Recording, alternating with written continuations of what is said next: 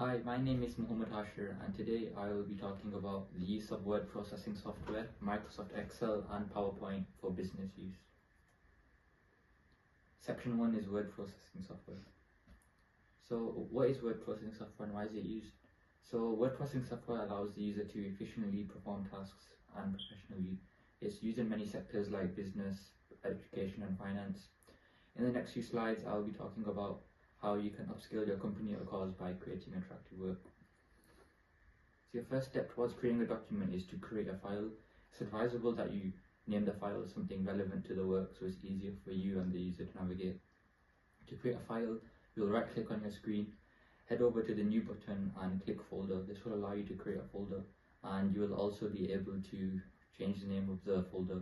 And in the future, if you want to rename the folder, all you do is right click and you'll be able to change the name.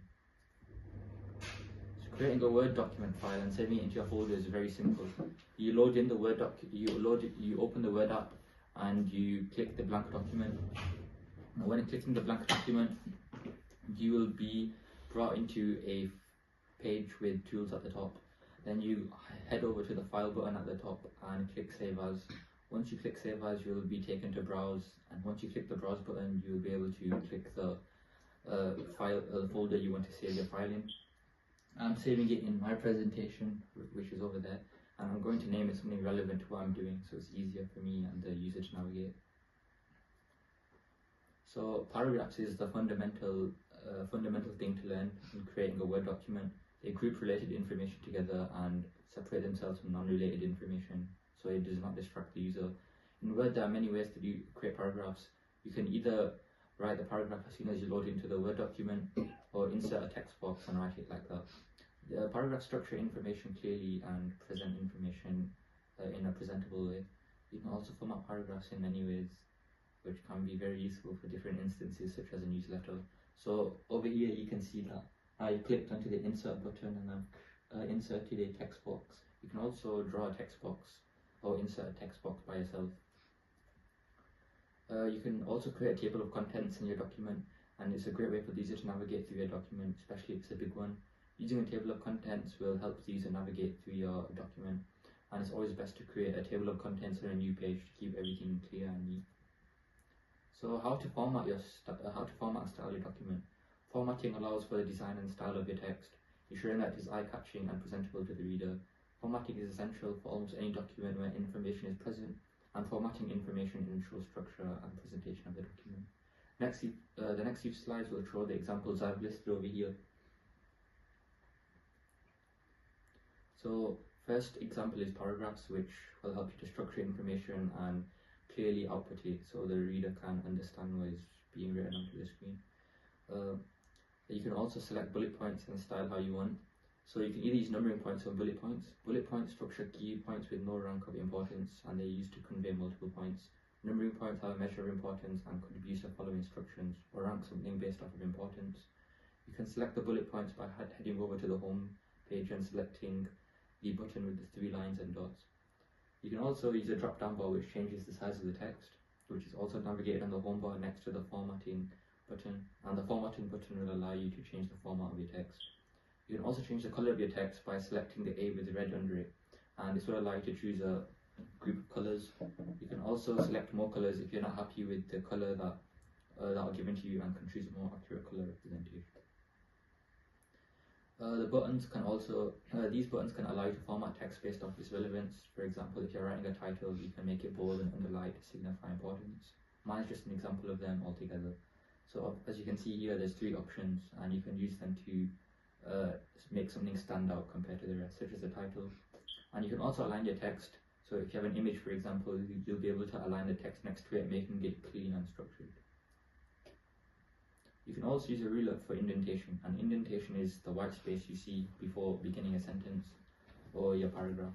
You can use white spaces to make your presentation clear and neat, and this is a good way to structure your presentation, your document. So to do this, you can head to the View tab, and over here you will see 3 options. Click the ruler and you'll be able to add indentation. You can also add borders. So to do this, you will right click inside your text box and you will search up borders and shading. From here you'll be able to select a border and style it however you like. Headers and footers are also in Word. So these are located at the top and bottom of the document and can add things such as titles, dates and page numbers. I'll be showing you in the next slide how you can use these by adding titles as headers and page numbers at the bottom as footers. So to access the header, you have to double click at the top of the document and you can write the text which is desired.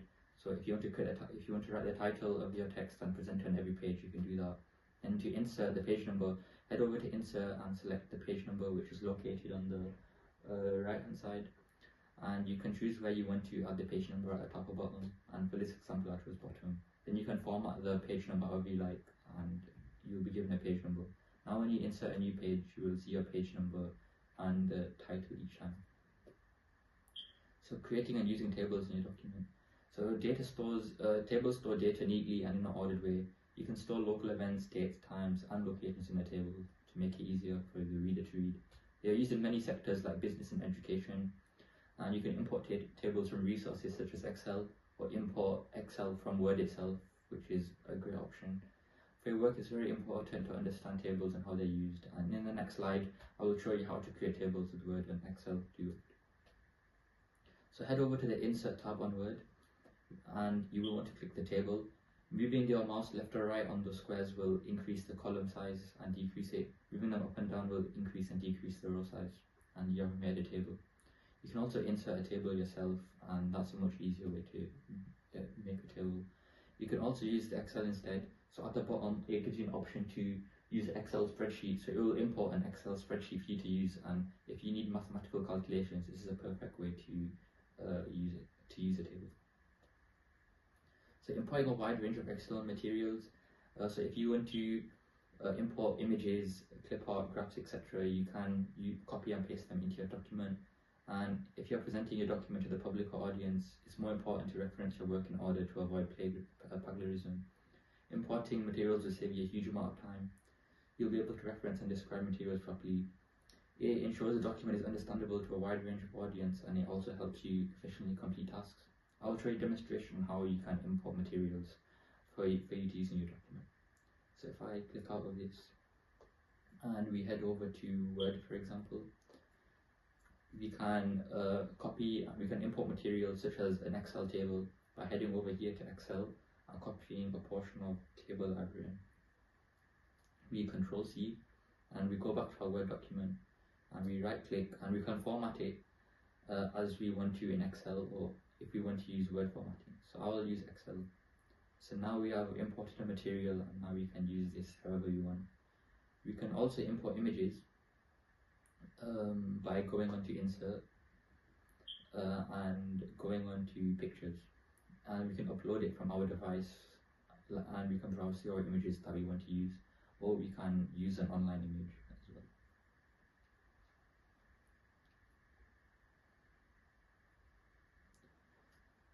Next, this is the example of a handout that I'll be giving to you. It features a lot of things which I've mentioned already, and you can use this to practice and revise and hopefully make your own newsletter as well. So now we're going to move on to section 2, which is Microsoft Excel. And Microsoft Excel is great for mathematical calculations and complex table tasks which specialist software is needed. You can use formulae to efficiently complete tasks, and throughout the next slides I will talk about how Microsoft Excel is important for business use and how to use the formula to make tasks easier. So this is what to expect. I'll create a table and a graph, and you'll be able to use this anywhere in your company or course. So to create a table in Excel, you'll need to navigate to the Insert tab and head over to the table option, which is located on the left hand side. Click the table and it will show you where the table will begin from. So over here it says A1, so it will start from the A1 cell over here. So if you want to change the position, then you can do that as well. By clicking OK, you'll create a table and you can move it to increase the width, and you can also increase the height as well. If you'd like to follow along, then you can create a 7-column 6-row table and fill in the data on the first 4 columns and the 6th column in the previous slide. We'll perform the calculations on the next slide. So this is what, if you're following along, this is what the table should look like right now. Then we'll fill in the total costs and profit by using formula. The first formula to calculate the total cost is the sum C3D3E3. This will add the first three cells of the item, pitch and other costs. And if you click enter, it will display the total costs of all the stands if there are three integers which fulfill the requirement. So once you click enter, you'll be able to display them as well. You can also calculate the profit by subtracting the total cost from the sales. You can minus the first cell, which is G3, from the F3 cell, and what this does, it will minus sales from the total costs for this first stall. Then once you click enter, it will show you the profit. It will, like the sum formula, it will apply to all rows below the first cell if the requirements are met. In this case, I applied the formula and retrieved the profit for each. Creating a bar chart with our table data. Bar chart is a representational way to display data in the form of bars and columns. It helps you visualize the outcomes of what something looks like. In the next slides, I will show you how you can create a bar chart for the profits of each stall from the previous slide's table data. It looks something like this. So select the name of the stand and the profits columns, as that is what you will use for the bar chart. To achieve this, you can hold Control on Windows or Command on MacBook, then hold both columns from the top, as seen over here. Then by clicking Control on Windows or Command on MacBook and Alt F1, you can generate a bar chart for yourself which shows the stands and the profits that you've made for each stand.